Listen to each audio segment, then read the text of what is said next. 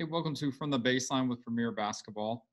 This is another Worldwide Hoops edition, and we're excited for this episode to have on 2021 Molly James from Great Britain, and we talk about her growing up in a basketball family and other sports that she's competed in on an international level, and so just a really pleasant young lady, and had enjoyed the interview, and so we're excited to have her on today. And then after the interview, we're going to talk a little bit about what now for international recruits. Talk to numerous international recruits since the NCAA has came down with everybody pretty much gets a free year. And you know, what do we do now as an international recruit? You're seeing stuff kind of stop and freeze, and college coaches, the communication has really been limited because college coaches don't know what it means either. So we're going to talk about after the interview, give some helpful tips to international recruits and recruits in general on how to handle this and what could this mean going forward. But we're going to take a quick break, and after this break, we're going to have on with us 2021 Molly James. So stick with us. 5, 4, 3, 2, 1. Athlete Vision Sports presents the most advanced new recruiting engine on the market today. Athlete Vision records all your big tournaments on high-definition video. You can show your A game to a nationwide audience, create your own player profile, or upload your own highlight videos. College recruiters have instant access to your tournament videos. Let Athlete Vision catapult you to the next level. Sign up for Athlete Vision today.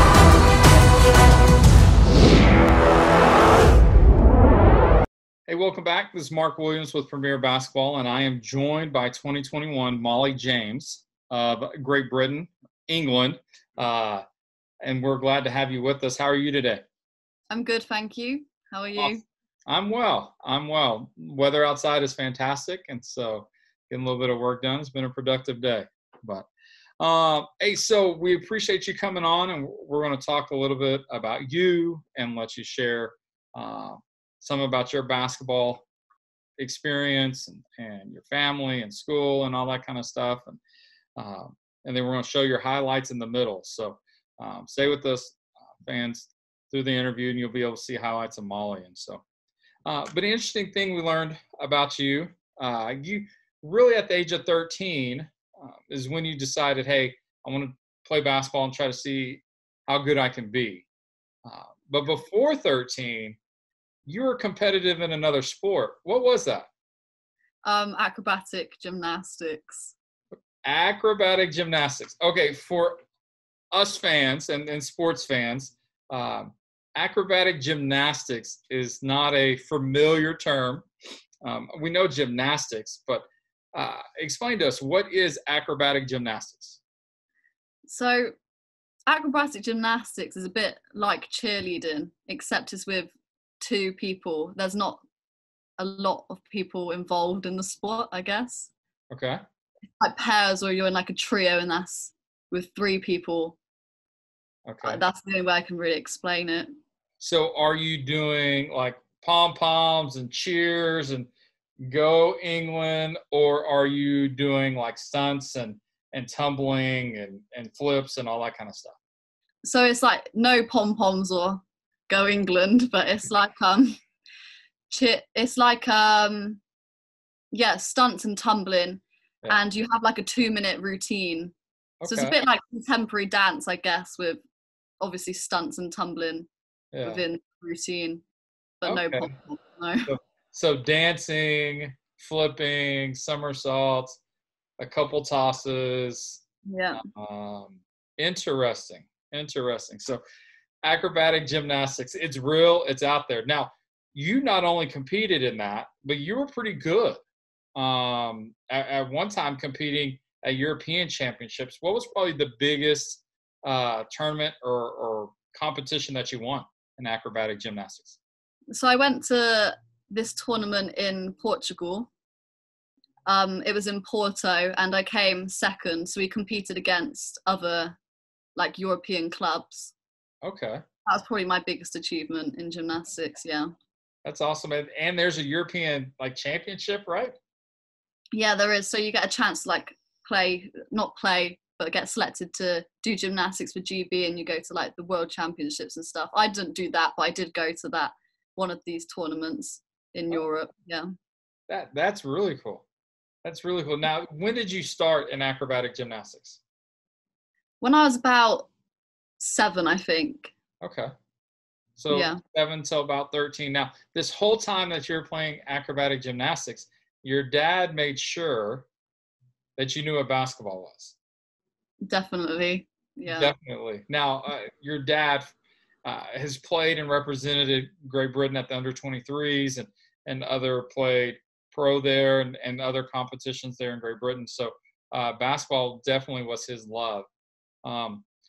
What was it, you said around the age of 13, you made a decision to focus on basketball. What was it around that time in your life that pushed you toward basketball? Well, I kind of got too tall for gymnastics. I was starting to get a lot taller than the other people who I was with. So maybe it's my time to step down. And my dad just introduced me to basketball and was like, I think you'd be quite good. And then it kind of sprung from there. Yeah. It sprung, literally a gymnastics term. It sprung from there. And so that's interesting. So you got too tall for gymnastics.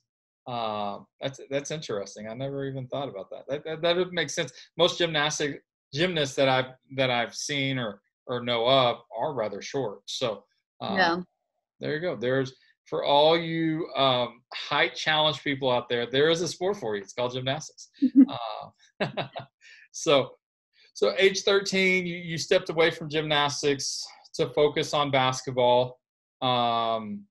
Made Dad happy. Dad, I'm sure, was thrilled and excited. And so now you've had a rapid, and we're going to talk about this a little bit later too, but you've had a rapid growth or a rapid kind of trajectory when looking at being part of the national program and having basketball success. What at an early age do you think was the key to your basketball success? I think after getting the exposure from going to the regional tournaments in England, I think that's what, I think. That's what it was? Yeah. Yeah. So what she's talking about is in England, at underages and all the way until you're under 15, in early September, they host a regional tournament. So Southwest, Northwest, Northeast, South, the country is divided up into regions, and then they make teams with the best players in that region, and they do training camps, and then they compete at a tournament in early September. And so really at that under 15 tournament is really where you get selected. They choose the players to be part of Great Britain and England's development pathway and program for those kids, and really kind of pick their pool of players of who they're going to pick for under 15 tournaments, under 16, 17s, 18s, all the way up. So now you got to represent Southwest at under 15s. Do you remember what was the biggest thing about being on that team for you? I think it was, my dad was the coach, and he kind of emphasized to me that I have to take a leadership role within the team. So that was probably the biggest thing that I had to do, is in like actually try to be a leader, although I hadn't been playing basketball for that long. Right. Yeah. Now, even though you haven't played basketball, competing competitively with acrobatic gymnastics had to put you in a competition level. Like walking into competition, you knew what the butterflies felt like, you knew what the nerves felt like, you knew kind of how to settle that and to go about and get the job done. Did you see in that tournament like your leadership grow? How did that grow? I think, like you said just then, like I learned how to control my nerves throughout like competing in gymnastics. So when I had to like be a leader, or like when we were like in a situation within a game, I taught myself within gymnastics how to kind of relax. So I think that's what helped my leadership grow, because I felt quite relaxed in situations where sometimes I think other people wouldn't feel as relaxed or like not nervous. Right. Yeah. Now, today you're in your second year at Charnwood College, and we have a mutual friend that used to coach there, Kramesh, and we've done interviews with Kramesh before, and an outstanding coach who's had a lot of success there at Charnwood, and been on a couple coaching staffs with different Great Britain national teams and stuff. And he's now moved on, taking a head coaching job at a pro team in Sweden. But there's been a transition there at Charnwood, and they brought in a Spanish coach. Talk a little bit about that transition there at Charnwood that you're going through. So with Kramesh, we had like certain styles of play, and we were very like, we would run a lot of plays and stuff. Whereas with our new coach, he's more no plays, but kind of free roaming. So and the game, I think, is a lot faster. So like our training sessions are a lot more like playing and pushing the ball, and it's not as kind of restricted, I'd say. So it is very different, but both coaching styles I really enjoyed, yet they're just completely different, I think. Yeah, but it's enjoyable. Yeah. Yeah, well, and there's many ways you can win a game, right? There's many ways you can play basketball, and plays in their right. Plays are good, but being able to play through principles as well as good. And so there's many ways that you can play. In the day, you got to adapt that to your team. And so how are the players adjusting to the new coach and the new style? So it was quite difficult at the beginning, because there's a lot of things that have changed. So say like in our motion plays, like we used to X out, like say towards the ball, but now you've got to do it in the opposite direction. It's just like the slight things that are very different, which have taken a while for us to all like learn. Right. Yeah, we've kind of got the hang of it now. We have like training every day, so it is constantly being plowed into our heads if we're not doing the right thing. Yeah. Oh, I'm sure he you run to the wrong corner, he probably let you know about this one. When are you gonna figure this out? What? Well, cool. Glad the transition is smoothing out, and I know y'all's league play is supposed to start at the end of this month, and hopefully it does. I know y'all are in a 2-week quarantine there, and but hopefully league play gets to start soon, and look forward to seeing the new style of play and seeing y'all play in that new system. So, hey, we're going to take a quick break. During the break, you're going to enjoy some highlights here of Molly. And so enjoy those highlights and stay with us after. We're going to talk her national team experience. We're going to talk recruiting, and then her special talent, which she's so excited to share with everybody. So stay with us after this break.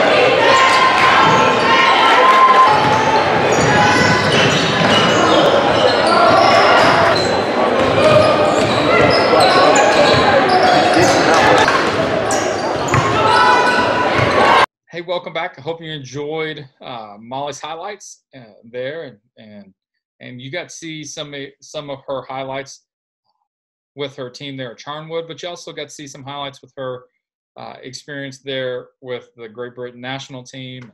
And so under 16s, really got to start under 15s when you represented England and at Copenhagen at that tournament in June. But under 16s, you got to be part of the Great Britain national team. Talk about the first time you put on the uniform and you got to wear Great Britain, and how was that moment? It was really overwhelming, I think. I was really proud of myself to have obviously got to the point where I was able to wear that jersey. And I think it was my dad's dream for me to obviously play for Great Britain, like he did himself. So it was a great feeling, yeah. Awesome. So did y'all take a picture, you in your Great Britain uniform and your dad in his Great Britain uniform? No, I'm not sure my dad fits into his Great Britain uniform anymore. I was gonna ask. Yeah. I was gonna ask you if his still fit. It may be a little snug. Yeah, a little snug, I think. Yeah. So yeah, you represented Great Britain under 16s, and y'all had some success there at the under 16s. I believe y'all played in the B division, and Great Britain sometimes fluctuates between the A and the B depending on the year and stuff. And this year you're going to be on the under 18s. Unfortunately, due to COVID, we didn't have the European Championships. Even though there was talk of doing it this fall, it's just not going to happen, which is a bummer. Yeah. Not having the under 18s championships, what are some things that you did this summer to continue working on your game? Well, it was quite restricted, obviously, because we weren't allowed to use like indoor courts or train with other people. But I used to go up the local basketball court outside with my dad, do a lot of training sessions with him. And then towards the end, I have a few friends in Bristol who also come to Charnwood. So we would do the sessions socially distanced and obviously going on lots of runs and stuff. And Great Britain, we would have Zoom calls and things. So it was like we were kind of there without the training. Right. Yeah.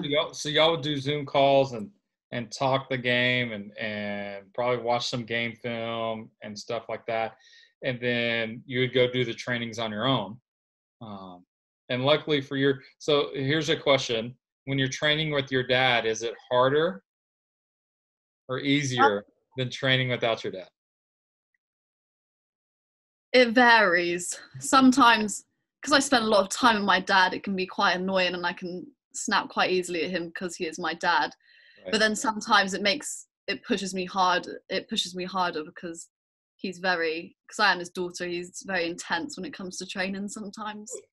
Absolutely. Well, he knows the potential that's there for you. And so, well, hopefully this next summer we'll be able to do the under 20s and some other competitions so we can get back to the European Championships. And so hopefully that can happen. So now let's talk a little bit of recruiting. I know you're talking to a number of colleges there in the United States. What are you enjoying most about the recruiting process?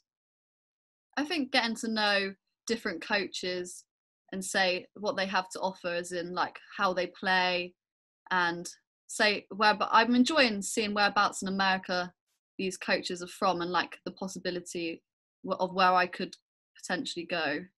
Yeah, it's kind of cool because you kind of go like, oh, I could go live there. Oh, I could kind of go live there. Like every place has positives and negatives, I guess you could say, depending on how you look at it, and it's kind of cool. Do you remember what age you were like, man, I want to go play in the United States? I think from the moment I started playing basketball, that was my dad told me like it would be great if you could do that, and now it's kind of become a reality. It is really exciting. Yeah, that is cool. Now, what do you want to study? I'd quite like to go into special education. Okay. Something like that area. Right. Now that's study yet though. For your family, your mom's a special education teacher, correct? Yeah, and my dad also works with special ed as well. Oh, okay. So that's just you're keeping the family tradition alive and the work there with special education students. Yeah. That's awesome. That's a special work. And it takes special people to be able to do that. What are you looking for in a school? So I'd quite like a school that's in a city or close to a city. I've lived in a city my whole life and I don't think I'd cope very well in, say, a little town or like a village. And I'd like the score to be, I don't know, more offensively orientated, I think, rather than defense. So you don't like playing defense? Is that what you're saying? No. Why play defense when you can score a lot of points? You told me Tri-Nations under 17 when you are playing, I think, Scotland. Yeah. You said you scored 38. So you're like, shoot, I'm going to score, coach. I ain't worried about them getting a layup. I'm about to go score 3. So whatever. Yeah. I hear you on that. Offense typically is a faster pace and more enjoyable than working on the defensive end. If I'm a college coach, describe to me your game. What type of player are you? I like a fast-paced game, and I always like to have the ball in my hands, kind of. Like, I kind of like to be in control. That's about it, really, I think. Well, college coach is a little bit more than just being in control and her having the ball all the time. Molly is definitely a player who can create for herself and create for her teammates. She's a good passer off the drive and really is a playmaker on the offensive end. And so for those who did get to see the highlights, I would encourage you to go back and look at the highlights and definitely reach out to Molly. I know she's on Twitter. If you're interested, she's definitely a player to know coming out of Great Britain here in the 2021 class, and she's still available. And so those are all important things as you're still looking and recruiting there in the 21 class. So definitely need to check her out. So last question. Hidden talent, something you like to do that's not on the court or something. I asked this question earlier and you're like, oh, I don't have any other hidden talents. And I did had the caveat was you couldn't do acrobatic gymnastics because we've already talked about that. What's something outside of that you had and what you got? Oh, well, I've got just a really flexible thumb. I think that's my only hidden talent. That is really flexible. Flexible thumb. There you go. I'm sure you worked hard on that flexing that thing and make sure you stretching it every day. There you go. Your pride and joy right there. Is it only one thumb that's flexible? Yeah. So you got one that's flexible and one that's like, I can't quite go. No, a normal one and then, my flexible one. Your flexible thumb.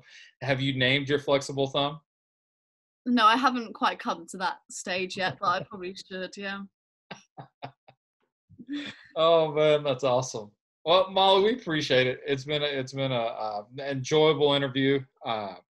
It's cool to hear about the acrobatic gymnastics and your basketball experience there, not only at Charnwood but with the national team representing England and Great Britain. And so we wish you all the luck this year in y'all's league play. Hopefully we get to play.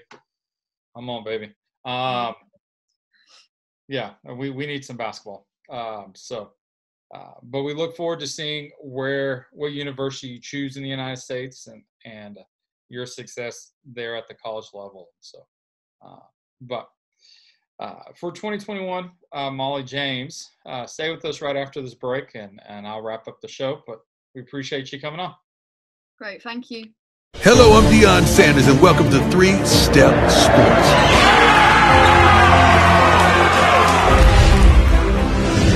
Check this out, man. Our company is made up of former athletes and professionals that truly understand the power of sports in developing leaders for tomorrow.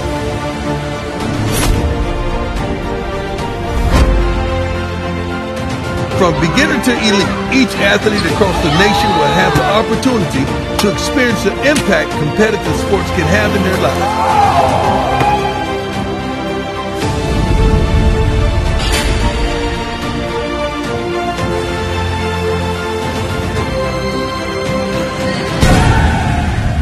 So come join us. The 3-Step journey starts now.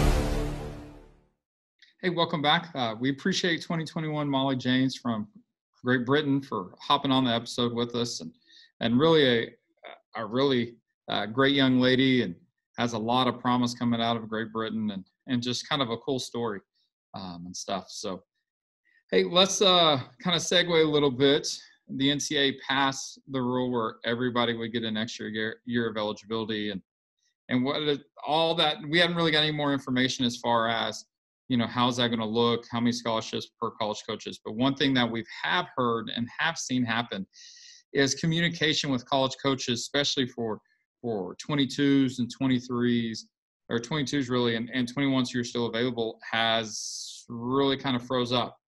And the biggest reason for that is college coaches really don't know what they have. They don't know if their university is going to let them, or their conference is going to let them have more than 15 scholarships. They don't know who's going to come back and who's not. They don't know what any of that looks like probably until after the season.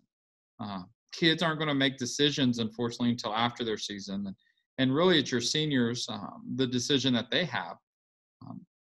If they want to come back and play, if they've graduated, or if they want to enter the transfer portal, or if they finish their degree and they want to graduate and go on to the WNBA or playing professionally, a lot of kids won't make that decision until after the season. And so, unfortunately, I think what we're seeing is unless you've committed already and are planning on signing in the early signing period, there's going to be a lot of movement after the season. And there's typically some with transfers, but what you're going to see is now is there's going to be a lot of movement because colleges don't know what scholarships they really have.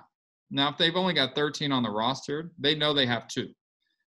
But most schools will only give them a certain number of scholarships. Now, I don't anticipate – the NCAA has come out with spring sports saying that they could go above their allotment, but really that's going to be based on the universities and what are they going to do? What are they going to allow? What do they have money for and stuff? So here's a couple helpful tips and some advice I would give to international recruits and any recruit really right now. First thing is as league play, and whether it's high school or league play in your country, or as that stuff is starting to pick back up, get an updated highlights and game film. Don't rely on, most of us don't have our game film and highlights are over a year old because we didn't have spring competitions or the international competitions with FIBA. And so when you get in your pro league, hey, get some updated highlight video, whether it's huddle, whether it's mom and dad recording, something. Get it and chop it up and make a highlight video, and then get some good game film. Your game film needs to be 2 halves of 2 different games, and don't cut it. Just let it go where you're in the game. So college coaches can see how you respond to not getting a call, respond to getting pulled out. When you make a turnover, do you hustle back? All the other stuff. Your highlights show all the good. Your game film shows the good and the bad that need to be worked on. And so, hey, you're back to playing. Get some update your highlights, get some updated game film. The second thing I would recommend is apply with the NCAA Clearinghouse. If you haven't done that already, you need to go ahead and do that. Even if you're in grade 12 for sure, or grade 13 if you're in New Zealand and other countries that go 13 years. But you're grade 12, grade 11, grade 10, and even when it hurts you, do it in grade 9. Because what that's going to make sure is that you're academically eligible when that opportunity comes. And what's going to happen is scholarship opportunities are going to come fast and furious when they're there, and there's going to be a short window whether to take them or not, or whether you're going to be eligible or not. So do the groundwork before. Apply with the NCAA Clearinghouse, get your transcripts. You can do, I think there's a free Division III application, but if you're going to go Division I, Division II, you're going to have to pay at some point, but you can at least get that free one. But start that process. The NCAA will go through and tell you what classes you need to take or if you qualify or not. And so it's really important if you're in grade 11, grade 12, your last 2 years in high school, there in your country, that you are applied and make sure you're taking the right courses. The third thing is hey, keep working on your game. Opportunities are going to come. We just don't know when. It's going to be a little bit delayed because colleges don't know what they have. And so keep working on your game. Don't lose hope. Don't think it's all not going to be there because college coaches aren't communicating as much. But they're doing that because they don't have many answers and stuff. And so just be patient, but patiently working on your game. Get in the gym, work on your shot, get better. And then the last thing I would suggest is keep communicating with college coaches. If you have coaches that you're already communicating with, reach out. Keep that line of communication open. Ask them a question specifically about their university. How are they going to handle the extra year of eligibility? If you got colleges that you're interested in, reach out to them. Once you've started grade 11, wherever you're at in the world, Southern Hemisphere, Northern Hemisphere, as soon as you start grade 11, there can be communication with you and the college coaches. And either you can initiate it or the college coaches can initiate it. So, hey, don't sit back and just expect somebody to do it for you. Don't sit back and expect somebody who's offering you recruiting services to do all this for you. Take it on your own initiative. Take control of your own recruitment and keep the lines of communication. Understanding that college coaches may not have all the answers for you. Unfortunately, right now, there's a lot of question marks that we don't know how this is going to play out. And so we kind of have to ride it out and see and stuff. And so, those are my 4 suggestions, tips. Update your highlights and game film. As soon as you start playing, get some fresh stuff and send that out. Apply for the NCAA clearinghouse if you haven't done that yet.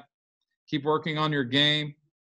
Then keep communication with college coaches and reach out to more college coaches and expand your net of connections there, because you never know. At this time right now, you've got to be prepared for everything. And if you got your grades in order with the NCAA clearinghouse, you have an updated highlight and game film, you've been working on your game and there's communication, you're going to be ready when that opportunity comes to jump at it and to take advantage of the opportunity. So it's definitely going to be a different year, as we've already seen with COVID-19.